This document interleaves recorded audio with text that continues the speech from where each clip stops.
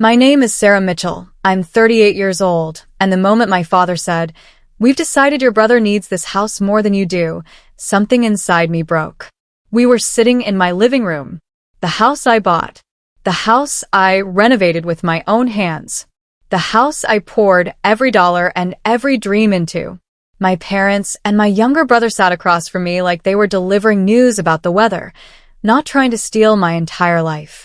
What they didn't know was that I was smarter than them, and what I was about to do would leave them with nothing. Have you ever had family turn against you, demanding what's rightfully yours like you owe them your life?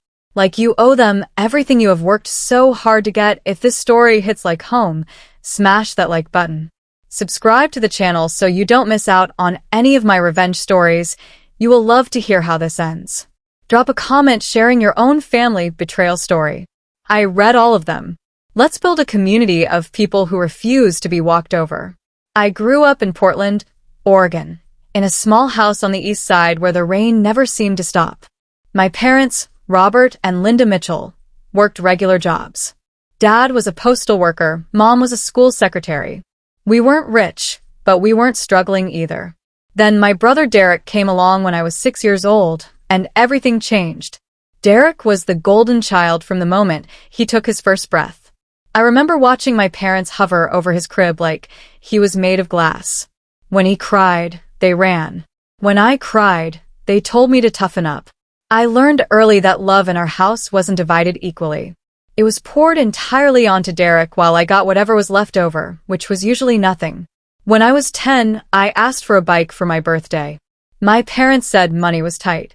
2 months later, Derek got a brand new PlayStation for his 4th birthday, complete with 6 games and an extra controller. I remember standing in the doorway watching him tear open the wrapping paper, watching my parents' faces light up with joy. I felt invisible, like I was a shadow in my own family. School became my escape. I threw myself into studying, into projects, into anything that would prove I mattered. I joined every club I could find. I volunteered at the library. I worked part-time jobs starting at 14, saving every single penny. My parents barely noticed. They were too busy driving Derek to soccer practice, to birthday parties, to whatever activity he wanted that week. When I turned 16, I asked if I could get a car. Nothing fancy, just something to get to work and school. My father looked at me like I'd asked for a private jet. "You have a bike," he said. "Derek needs a car more. He's got a social life." Derek was 10. He didn't even have a learner's permit. But sure enough, when Derek turned 16, they bought him a Honda Civic. Cherry red. I was still riding my rusty bike in the rain. The favoritism was so obvious it hurt to breathe sometimes. Derek got private tutoring when his grades slipped. I had to figure out calculus on my own. Derek got a college fund. I got told to apply for scholarships. Derek got a family vacation. I left home to watch the house. I tried talking to my mom once. I was 17, sitting at the kitchen table doing homework while she folded Derek's laundry. "Mom, do you think maybe you and Dad treat Derek differently than you treat me?" I asked, trying to keep my voice steady. She didn't even look up. "You're older, Sarah. You're supposed to be more independent. Derek needs more help." "But I needed help too," I said. "I still do." She folded one of Derek's shirts with careful precision. "You're fine. You've always been fine. Stop being so sensitive." That conversation ended there. I learned that my feelings didn't matter. I learned that asking for fairness was somehow wrong. I learned to stop expecting anything from them. By the time I graduated high school, I had saved $11,000 from working 2 part-time jobs. I applied to Portland State University and got in with a partial scholarship. My parents didn't come to my graduation. They were at Derek's soccer tournament 3 hours away. They said they'd make it back in time. They didn't. College was hard, but I loved it. I worked full-time at a coffee shop, took night classes, and slowly built a life that was mine. I studied business and finance, dreaming of the day I could buy my own place. Somewhere that belonged to me. Somewhere no one could take it away. Derek, meanwhile, coasted through high school. My parents paid for everything. His car insurance, his gas, his spending money. When he graduated, they threw him a massive party with catering and a DJ. When I graduated college with honors, I got a card in the mail. It said, "Congrats," and had a $20 bill inside. I didn't go to Derek's party. I was too busy working double shifts to pay my rent. After college, I got a job at a financial planning firm. I was good at it. Really good. I helped people manage their money, plan for retirement, and invest wisely. Within 3 years, I was promoted to senior advisor. Within 5 years, I was making 6 figures. I lived frugally, saved aggressively, and invested carefully. Every dollar I earned felt like proof that I didn't need my family's approval. Derek, on the other hand, bounced from job to job. He tried being a personal trainer. He quit after 4 months. He tried selling insurance. He quit after 3 months. He tried bartending. He got fired for showing up late. My parents funded every failed venture, bailed him out of every mistake, and never once suggested he figure things out on his own. When I was 33, I found it. A foreclosed house in a quiet neighborhood in North Portland. It was a disaster. Peeling paint, broken windows, a roof that leaked in 6 places, and a yard full of weeds taller than me.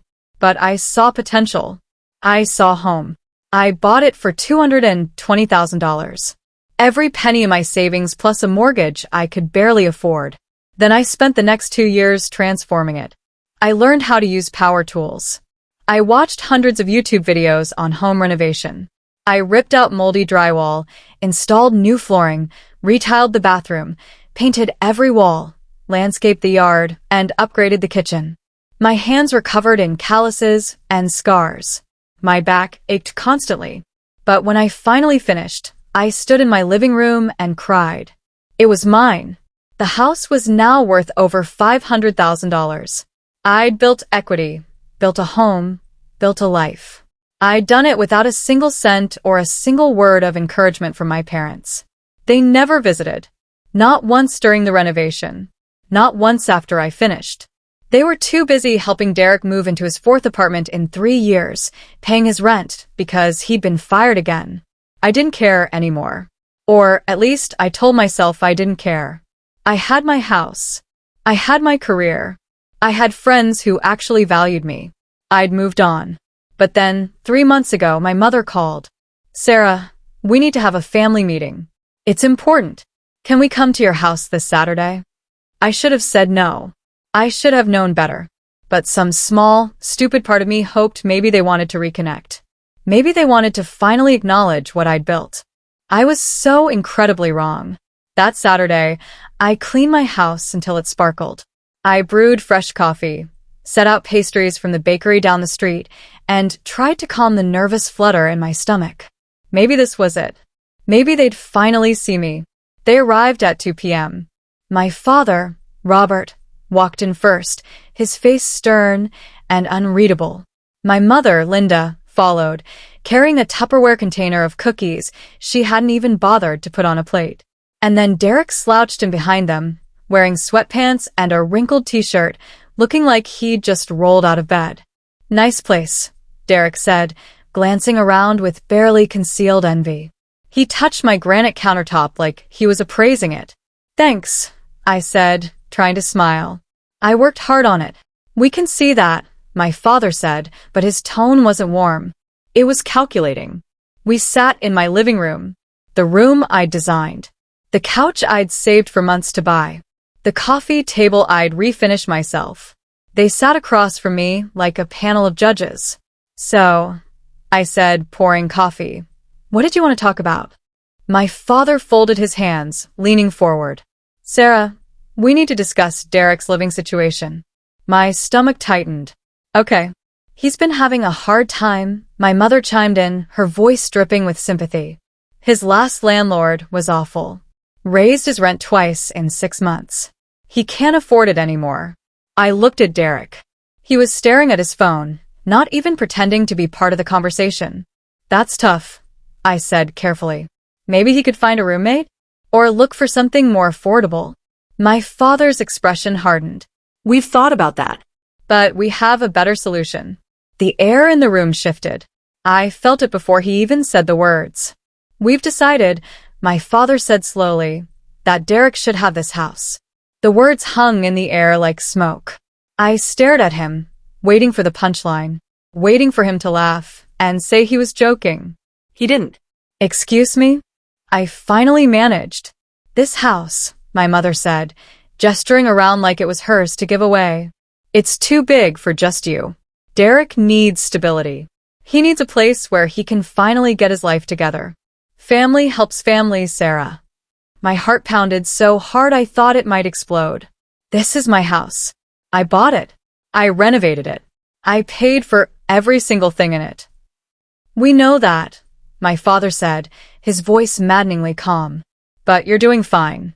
You have a good job. You can find another place. Derek needs this more than you do. I looked at Derek. He was smirking. You can't be serious, I said, my voice shaking. You want me to just give him my house? Not give, my mother corrected. We're asking you to be reasonable, to think about your brother. He's family. So am I. I shouted, standing up. I'm your daughter. Doesn't that mean anything? My father stood too, his face reddening. Don't raise your voice at your mother. We're trying to help Derek get his life together, and you're being selfish. Selfish. I repeated, incredulous. I'm selfish for wanting to keep the house I bought with my own money? You've always had everything figured out, my mother said, her tone accusatory. Derek struggles. He needs support. This house would change his life. It's my life, I screamed. Derek finally looked up from his phone. Come on, Sarah. It's just a house. You can buy another one. Something in me snapped. Get out. Sarah, my mother started. Get out. I shouted, pointing at the door. All of you, get out of my house. Now. My father's face turned purple. You're making a huge mistake. Family is supposed to stick together. You've never treated me like family, I said, my voice breaking. So, why should I start now? They left, my mother muttering about how disappointed she was, my father slamming the door behind them. Derek didn't even look back. I stood in my living room, shaking, tears streaming down my face. They'd tried to take my house, my home, the one thing I'd built entirely on my own. That night, I couldn't sleep. I lay in bed staring at the ceiling, replaying every word. The entitlement, the audacity, the complete lack of respect for anything I'd accomplished. But worse than that was the fear. What if they tried something? What if they found a way to legally challenge my ownership? My parents were listed as emergency contacts on some of my paperwork. What if Derek tried to forge something? I was spiraling, imagining worst-case scenarios, when my phone buzzed. A text from my mother. We're disappointed in you, Sarah. We raised you better than this. Think about what you're doing to your brother. I blocked her number. Then my father texted. You're being cruel and selfish. Derek deserves better from you. I blocked him too. Then Derek. Wow, sis. Real nice. Guess you never cared about family. I blocked him and turned off my phone. The next morning I called in sick to work. I couldn't focus. Couldn't function. I sat at my kitchen table with a cup of coffee that went cold, trying to figure out what to do. That's when I remembered. I'd installed security cameras 6 months ago after a string of break-ins in the neighborhood. Cameras in my living room, kitchen, and front porch. Cameras that recorded audio. I pulled up the footage from Saturday. And there it was. Every word. My father demanded I give up my house. My mother is guilting me. Derek smirking. All of it, recorded in crystal clear high definition. I saved the footage to 3 separate drives. Then I started digging. I looked into Derek's financials. Easy enough with my professional access to credit reporting tools. What I found made my blood run cold. Derek wasn't just broke. He was drowning. $53,000 in credit card debt. A car loan he hadn't paid in 4 months. 3 maxed out cards. Collections notices. He was on the verge of bankruptcy. And my parents? They'd co-signed on 2 of his credit cards. If Derek defaulted, they'd be liable for over $30,000. They weren't trying to help Derek out of love. They were trying to offload him onto me so they wouldn't have to keep funding his disasters. I sat back, staring at my screen. They'd tried to manipulate me, To guilt me. to steal what I'd worked for. But I wasn't the same scared little girl who begged for scraps of attention. I was done being the family doormat. It was time to fight back. The next morning, I called my friend Marcus Chun, a real estate attorney I'd known since college. We met for lunch at a small Vietnamese restaurant downtown, and I told him everything. Marcus listened, his expression growing darker with every detail. When I finished, he leaned back and let out a low whistle. Sarah, that's insane. They have no legal claim to your house whatsoever. I know, I said, but I'm worried they'll try something. Forge documents, lie to officials, or something. Marcus thought for a moment. You said you have the meeting recorded? I nodded, pulling out my phone and showing him the footage. He watched, his jaw tightening. This is gold, he said. Pure gold. They incriminated themselves. Attempted coercion, undue influence. If they try anything legal, this destroys them. Good, I said. But I want more than just protection. I want them to understand they can't do this to me. Marcus raised an eyebrow. What are you thinking? I'd spent the entire night planning. I want to cut them off completely. Legally. Change my will, my power of attorney, my emergency contacts. Everything. I want them to have zero claim to anything in my life. That's easy enough, Marcus said. I could draft those documents this week. And I want to file a restraining order if they come near my property again. Marcus nodded slowly. I can do that too, especially with this video as evidence of harassment. There's one more thing, I said, lowering my voice. Derek's in massive debt. My parents co-signed on his credit cards. I want to make sure that when this all falls apart, they can't come after me for money. Marcus smiled, but it wasn't a friendly smile. It was the smile of someone who loved a good legal strategy. We can draft a formal cease and desist letter stating that you will not provide financial support to any family member, effective immediately. It's not legally binding in terms of preventing them from asking, but it establishes a paper trail that you've explicitly refused any financial entanglement. Perfect, I said. Over the next 2 weeks, Marcus and I worked on the paperwork. I changed my will, leaving everything to charity. I removed my parents and Derek from every emergency contact list, every hospital form, every bank account. I named Marcus and my best friend, Jenna, as my power of attorney. I also did something else. I hired a private investigator named Sharon Reeves. I want to know exactly how bad Derek's situation was, and whether my parents were hiding anything else. Sharon was efficient. Within a week, she came back with a full report. Derek had been fired from his last 3 jobs for cause. Theft at one, chronic tardiness at another, and getting into a physical altercation with a customer at the third. He had an eviction notice pending on his current apartment. He owed back rent for 3 months. But the real bombshell? My parents had taken out a second mortgage on their house to pay off one of Derek's previous debts. They owed $68,000 on a house they'd owned outright for 15 years. They were bleeding money to keep Derek afloat, and they were drowning. That's why they wanted my house. They were going to give it to Derek, let him live rent-free, and probably sell their own house to pay off their debts. I felt a cold, settling rage. They tried to sacrifice me to save themselves from the consequences of enabling Derek his entire life. I called a family meeting of my own. I sent a formal email to my parents and Derek, using my work email to keep it professional. Dear Robert, Linda, and Derek, I am requesting a meeting at my attorney's office to discuss your recent demands regarding my property. Please confirm your availability for this Thursday at 2 p.m. Address attached. This is a formal legal meeting. Attendance is strongly recommended. Regards, Sarah Mitchell. My father called within an hour, his voice tight. What's this about, Sarah? You wanted to talk about my house? I said calmly. So, let's talk. Officially. We don't need lawyers involved, he said. I do, I replied. See you Thursday. I hung up before he could argue. Thursday arrived. Marcus had prepared everything. Documents, video footage, the PI report, all of it organized in a neat folder. We sat in his conference room, a sleek space with floor-to-ceiling windows overlooking the city. My parents and Derek arrived 10 minutes late. They looked uncomfortable, out of place in the polished law office. Derek wore jeans and a hoodie. My father's shirt was wrinkled. My mother clutched her purse like a shield. "Sit," Marcus said, gesturing to the chairs across from us. They sat. "Let's get to the point," Marcus began, his voice calm but firm. "You demanded that Sarah surrender her property to Derek. You attempted to coerce her using familial guilt and manipulation. We have video evidence of this meeting." He slid a laptop across the table and played the footage.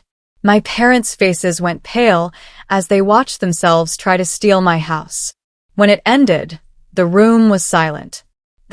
We were just talking," my mother stammered. "You were attempting to unlawfully pressure my client into giving up her property," Marcus said. "That's coercion. If you attempt to contact Sarah again regarding her property, or if you step foot on her land without permission, we will file for a restraining order and pursue harassment charges." My father's face turned red. "You can't do this. She's our daughter." "She's an adult who owns her property outright," Marcus said. "You have no legal claim." None. Derek leaned forward, his voice angry. "This is bullshit. She's supposed to help me." I spoke for the first time. "Why?" Derek blinked. What? "Why am I supposed to help you?" I asked, my voice steady. "You've never helped me. You've never even thanked me for anything. So why?" "Because we're family," my mother cried. "Family?" I repeated. "You ignored me my entire childhood. You gave Derek everything and gave me nothing. You didn't come to my graduation. You've never visited my house. You've never cared about my life. But now, when you need something from me, suddenly I'm family?" My mother's eyes filled with tears. "We did our best." "No," I said. "You did your best for Derek. I was an afterthought." I slid a folder across the table. Inside were copies of all the legal documents I'd signed. "I've removed all of you from my will, my power of attorney, and my emergency contacts. If something happens to me, you get nothing. You have no say in my medical care. You have no access to my finances. You are legally cut off." My father grabbed the folder, flipping through it, his hands shaking. "You can't do this." "I already did," I said. "We're your parents," my mother sobbed. "Then you should have acted like it," I said. I stood up. Marcus stood with me. "This meeting is over," Marcus said. "Do not contact Sarah again. Do not come to her property. If you do, we will take legal action." I walked out of the conference room without looking back. Behind me, I heard my mother crying, my father shouting, Derek swearing. I didn't care. For the first time in my life, I felt something different. The aftermath was swift and brutal. My parents tried calling. I didn't answer. They tried emailing. I blocked them. Derek showed up at my house once, pounding on the door, yelling about how I'd ruined his life. I called the police. They escorted him off my property and warned him not to return. Marcus filed the restraining order. It was granted within a week. But I wasn't done. I'd been thinking about Derek's debts, about the credit cards my parents had co-signed. They were liable for over $30,000 if Derek defaulted. And based on Sharon's report, Derek was absolutely going to default. So, I did something calculated. I contacted the credit card companies. I didn't pretend to be anyone I wasn't. I simply called as a concerned third party and confirmed that the accounts in question were severely delinquent. I asked about their collections process. I made sure the companies knew that the co-signers, my parents, were still employed and had assets. I wasn't doing anything illegal. I was just making sure the credit card companies did their job. Within 3 weeks, my parents received collection notices, certified letters demanding payment, threats of lawsuits. Their credit scores plummeted. I know because I checked. Professional hazard of being a financial advisor. Then Derek's eviction went through. He was forced out of his apartment with nowhere to go. He called me 23 times in one day. I didn't answer. He emailed me, begging, saying he was sorry, saying he'd made a mistake. I deleted every message. My mother sent me a letter. Actual snail mail, handwritten on floral stationery. Dear Sarah, Please reconsider. Derek has nowhere to go. We can't afford to keep helping him. We made mistakes, but we're your family. Please don't abandon us. Love, Mom. I burned the letter in my fireplace and watched the ashes float away. Derek ended up moving back in with my parents. 3 adults crammed into a small house, tensions boiling over every single day. I heard through a mutual acquaintance that they were fighting constantly. My father blamed my mother for coddling Derek. My mother blamed my father for not making enough money. Derek blamed me for everything. Good. The credit card companies started garnishing my parents' wages. 25% of each paycheck gone. They had to sell my mother's car. They stopped going out to eat. They stopped taking vacations. Their comfortable retirement plan evaporated. And Derek? He couldn't find a job. His record was too spotty, his references too poor. He ended up working part-time at a fast food restaurant, coming home every night smelling like fryer oil, bitter and angry. I, meanwhile, thrived. I got a promotion at work. Senior partner. My salary jumped to $170,000 a year. I renovated my backyard, adding a deck and a garden. I hosted dinners for my real friends, the people who'd supported me. I traveled to Italy, to Greece, to places I'd always dreamed of seeing. I was happy. Genuinely and deeply happy. 6 months after the meeting at Marcus's office, my father had a heart attack. Not fatal, but serious. He spent 3 days in the hospital. My mother called me from the hospital. I didn't answer, but she left a voicemail. Sarah, it's Mom. Your father's in the hospital. He had a heart attack. I know we haven't been speaking, but he's asking for you. Please. He's your father. I listened to the voicemail twice. Then I deleted it. I didn't visit. I didn't call. I didn't send flowers. He wasn't my father anymore. He was a stranger who'd tried to steal my life. A week later, my mother sent another letter. Sarah, your father almost died. Doesn't that mean anything to you? He's sorry. We're all sorry. Please just talk to us. Derek is sorry too. He knows he messed up. We're a family. We need to heal. Please. Mom, I didn't burn this one. I kept it. Not out of sentimentality, but as a reminder. A reminder that some people only apologize when they face consequences. A reminder that family is a word people use to manipulate you when they want something. I didn't respond. Another 3 months passed. Derek got fired from the fast food job. My parents' house went into pre-foreclosure. They couldn't keep up with the second mortgage payments, the credit card garnishments, and Derek's ongoing expenses. They were losing everything. And I felt nothing. No guilt. No sadness. Just a cold, quiet satisfaction. They'd spent my entire life making me feel small, invisible, unworthy. They'd tried to take the one thing I'd built for myself. They'd chosen Derek over me every single time. Now, they were living with the consequences. 1 year after the meeting, I got a letter from an attorney. Not Marcus, a different one. Representing my parents. They were suing me, claiming I had a moral and financial obligation to help them. Claiming I'd manipulated them. Claiming emotional distress.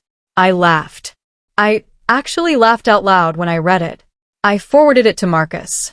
He called me an hour later. This is the dumbest lawsuit I've ever seen, he said, and I could hear the smile in his voice. They have no case. 0. This'll get thrown out in summary judgment. Good, I said. It did. The judge dismissed it within 6 weeks, calling it frivolous and without merit. My parents were ordered to pay my legal fees, $8,000. They couldn't pay, of course. So it went into collections. Another debt. Another weight dragging them down. Their house sold at auction 4 months later. They moved into a small apartment on the outskirts of town. Derek went with them. 3 people in a 2-bedroom apartment, drowning in debt, resentment, and regret. I heard through the grapevine that my mother cried constantly, that my father barely spoke anymore. Derek spent his days playing video games, still blaming everyone but himself. I didn't care. I'd built a good life. A life full of people who respected me, valued me, and saw me for who I was. I had a home I loved, a career I was proud of, and I have peace. They had nothing. And they'd done it to themselves. Looking back now, 2 years later, I don't regret a single decision. People ask me sometimes if I feel guilty, if I wish I'd helped them, if I miss having a family. The answer is no. Because here's the truth they never wanted to accept. I didn't owe them anything. Not my house. Not my money. Not my forgiveness. They spent 38 years teaching me that I didn't matter. That my worth was measured by how much I could give to Derek. That my accomplishments were invisible. I just finally believed them. They wanted me to sacrifice my life to save Derek from his own failures. They wanted me to be small so he could feel big. But I refused. And when I refused, they crumbled. Because their entire system was built on me staying silent, staying obedient, staying guilty. The moment I walked away, it all fell apart. My house is still mine. My life is still mine. My peace is still mine. And theirs? They lost it all trying to take what was never theirs to begin with. So no, I don't feel guilty. I feel free. If this story resonated with you, please hit that like button and subscribe.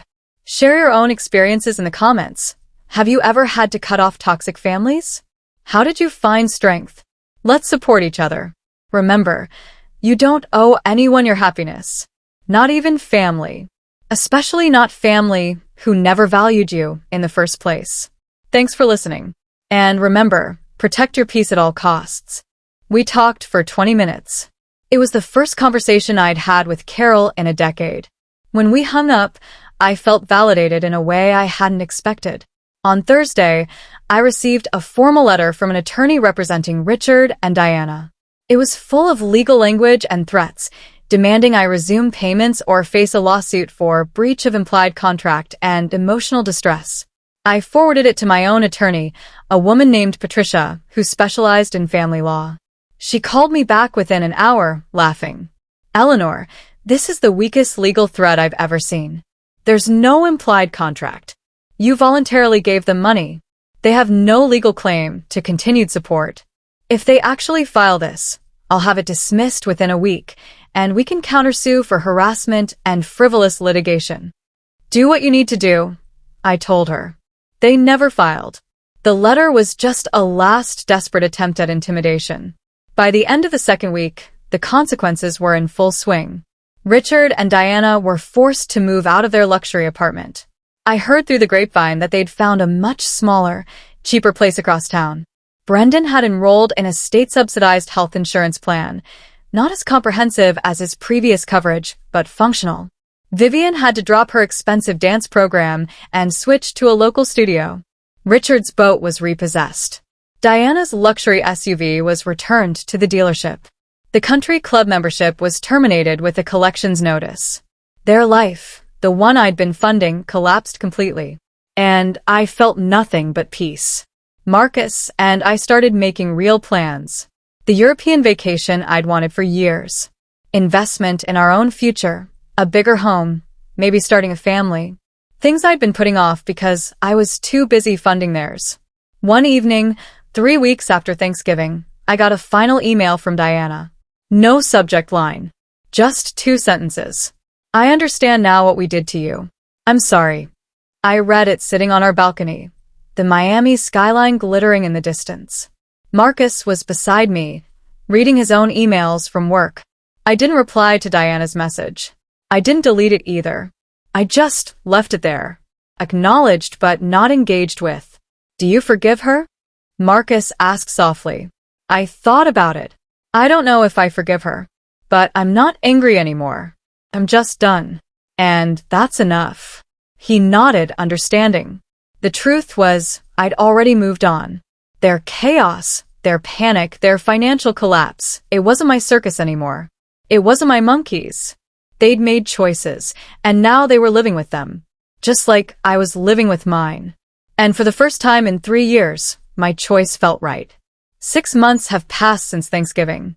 6 months since I sent that text saying no surprise. 6 months since I dismantled the financial architecture that had been holding up their entire world. My life now is unrecognizable from what it was. Marcus and I bought a beautiful house in Coral Gables. We took that European vacation, 2 weeks in Italy, exploring Rome and Florence and the Amalfi Coast. We laughed. We ate incredible food. We didn't check our phones, compulsively waiting for the next emergency request. My career has flourished in ways I didn't expect. Without the constant background stress of managing my family's financial crisis, I've had the mental space to take on bigger projects. I was promoted to Chief Operating Officer last month. The position I turned down 2 years ago? I got offered an even better one. And this time I accepted. I haven't spoken to Richard, Diana, Brendan, or Vivian since that week after Thanksgiving. They're blocked on everything. I occasionally hear updates through mutual acquaintances. They've stabilized somewhat, found cheaper housing, gotten jobs, learned to budget. Good for them. Truly. But their journey is no longer mine to fund or fix or facilitate. Grandmother Helen sent me one more email, months later. I've had time to think about what happened. You were right to protect yourself. I'm sorry I didn't see it sooner. I appreciated that. But I didn't reopen the relationship.